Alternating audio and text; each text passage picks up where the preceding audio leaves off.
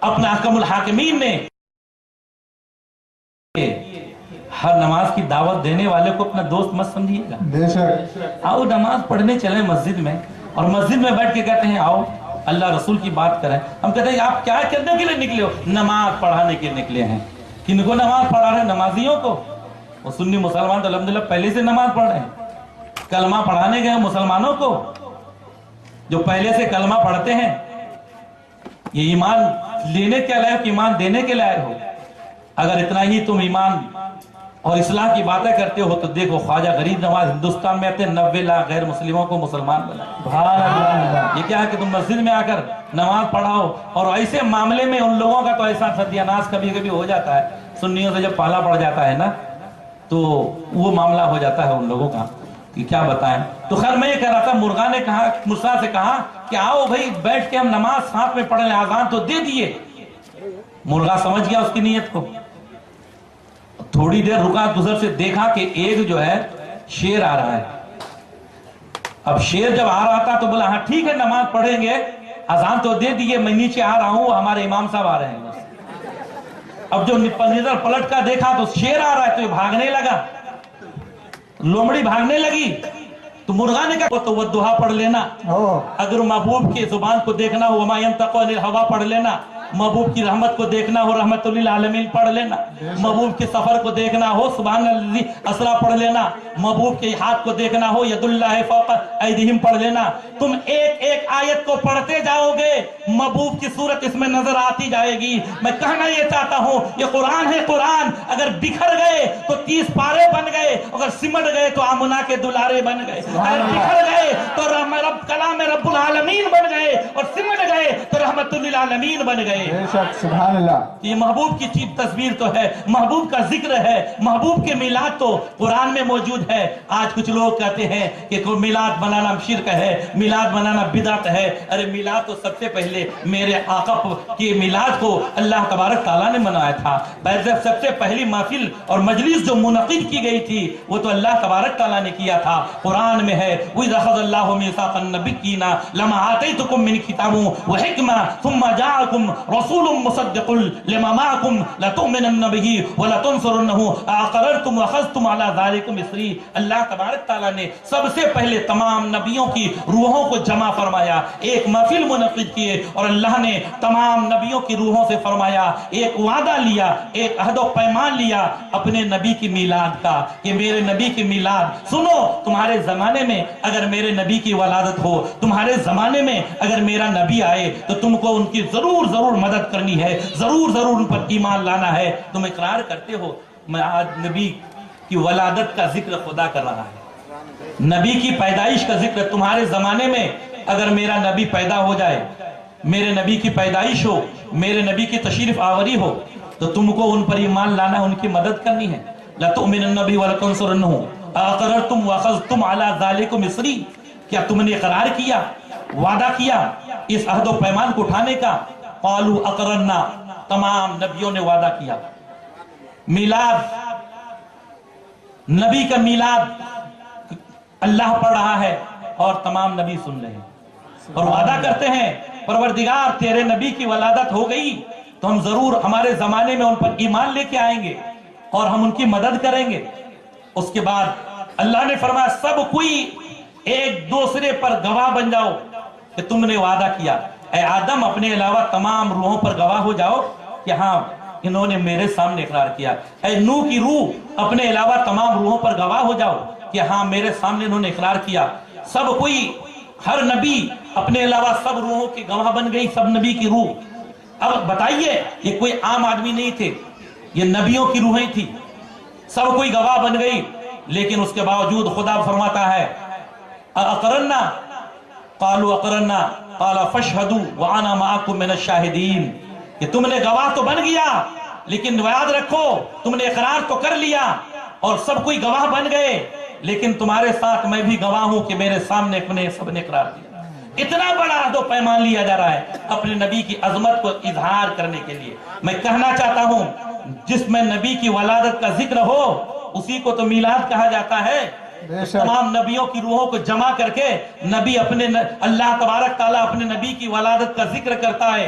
यही तो महफिल मिलाद है। बेशक। नादानो, आज तुम महफिल मिलाद को शिरक कहते हो, महफिल मिलाद को बिदअत कहते हो। आज अगर तुम हम पर फतवा लगाते हो तो खुदा पर फतवा लगाओ। इसलिए मैं कहता हूं कि महफिल मिलाद मुनअक्किद करना ये सुन्नत किबरिया है और मिलाद को सुनना सुन्नत अंबिया। सुभान अल्लाह। इसलिए आज बेशक मिलाद कोई नई बात नहीं है और हर दौर में ये महफिल मिलाद होती रही है। और आज जो हम जुलूस निकालते हैं इस पर भी फतवा लगता है, ये कहां से जुलूस निकालना चाहिए। लेकिन जुलूस की तारीख बहुत पुरानी है।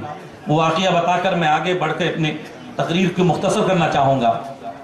तबउल हमरी नाम का एक बादशाह जो नबी के दुनिया में तशरीफ लाने से सैकड़ों साल पहले की बात, मक्का पे उसने हमला करने का इरादा किया। अपने लश्कर को लेकर जब मक्का में आए तो एक ऐसी बीमारी हो गई उसको, तबीबों ने हकीमों ने बहुत इलाज किया, कोई फायदा नहीं हुआ, परेशान। इतने में कोई नेक दिल कोई बुजुर्ग थे आए, उसको देखने के बाद बोला, लगता है तुमने कोई गलत इरादा किया है, उस इरादे से बाज आ जाओ, तुम्हारी बीमारी दूर हो जाएगी। खाना काबा पर हमला करने, मक्का पर हमला करने का इरादा से तौबा कर लिया, बीमारी खत्म हो गई। वहां से सफर किया, वो मदीना पहुंचा जिसका नाम यसरब है। उस वक्त यसरब था, आज मदीना है। चारों तरफ से शहर वालों का मुहासरा कर लिया। काफी दिन गुजर गया लेकिन हमला भी नहीं किया और कामयाबी भी नहीं मिली। एक दिन बादशाह अपने लश्करों में घूम रहा था तो देखा खजूर की कुछ गुठलियां। बादशाह को बड़ा ताज्जुब हुआ कि मेरे लश्कर में खजूर तो है नहीं, ये खजूर की गुठलियां कहां से आ गई। लश्करों से पूछा, जरा बताओ ये खजूर की गुठलियां कहां से आई।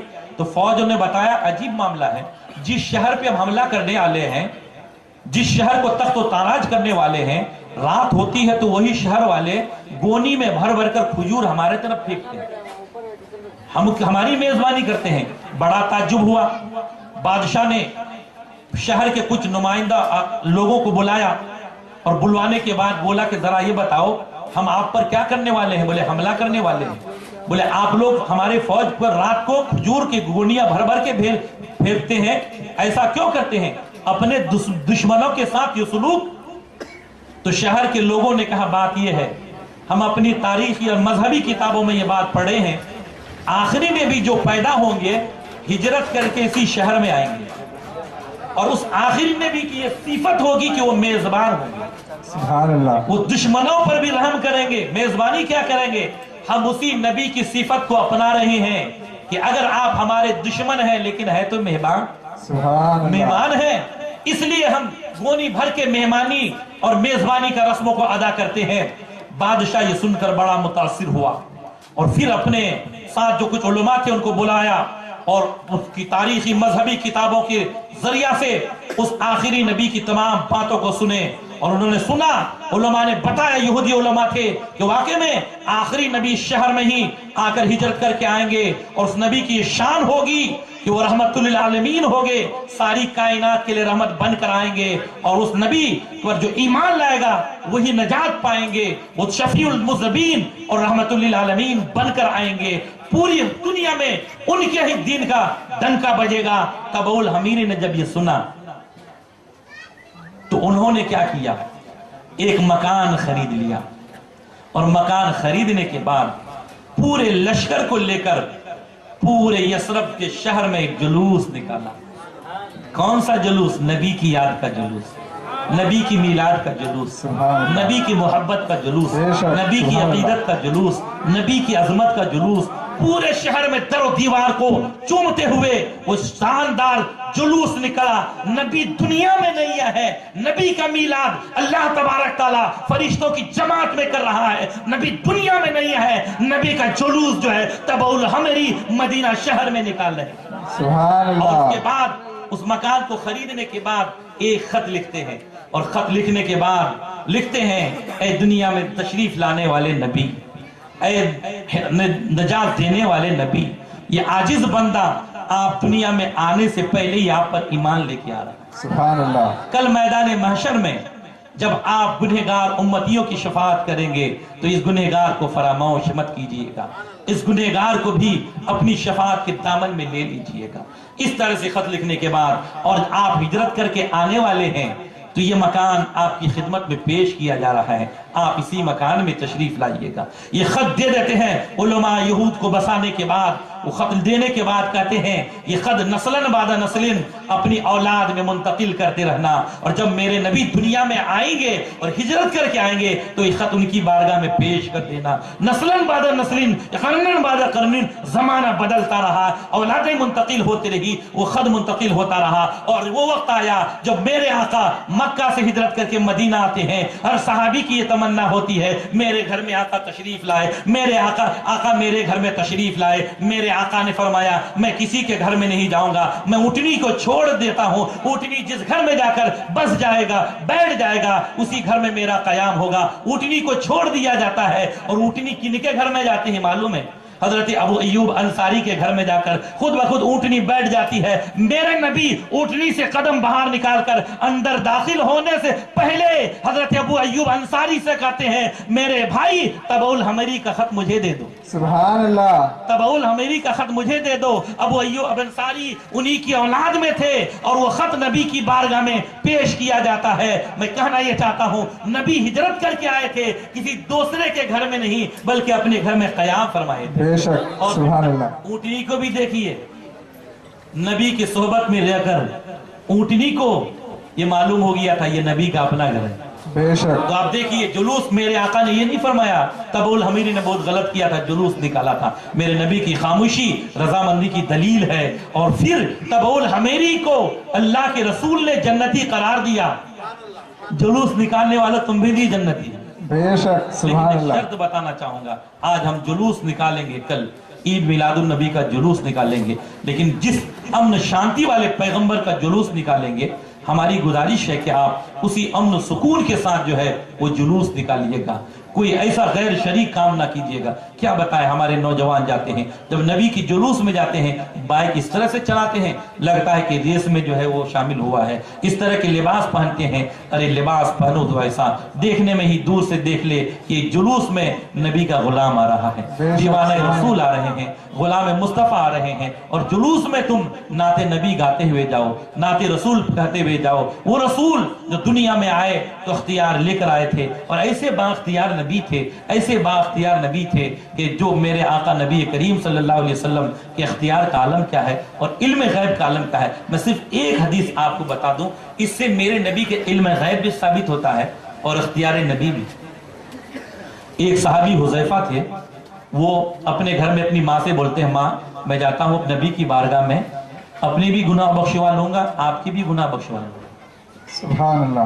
صحابیہ تھی، وہ انہوں نے نہیں کہا بیٹا خدا کے دربار میں مانگ لو، نبی کیا دے سکتے ہیں، لیکن نہیں، صحابی کا بھی ایمان دیکھیے اور صحابیہ کا بھی ایمان، بیٹا جاؤ، اس سے زیادہ بڑی خوش نصیبی کیا ہو سکتی ہے۔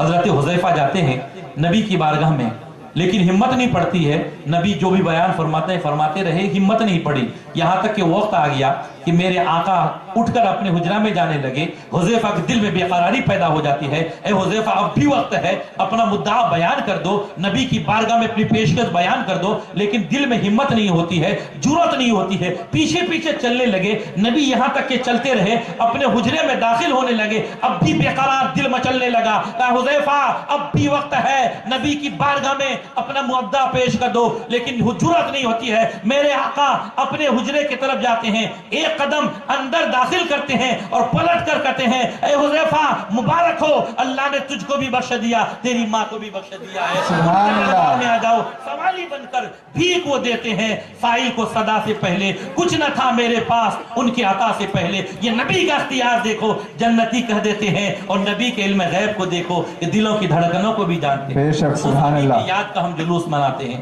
آپ سے گزارش ہے کہ آپ اس جلوس کو امن و سکون کے ساتھ نکالیں، کوئی ایسا نعرہ نہ لگائیں جس سے دل شکنی ہو یا کسی طرح سے کوئی بات ہو، ڈل جائیے۔ اور اللہ کا فضل و کرم ہے، یہ 5 روز کا جو ہے عید میلاد النبی کا جو یہ ہم نے محفل اجلاس منعقد کیا، نوجوانوں کی کاوش رہی، اور پھر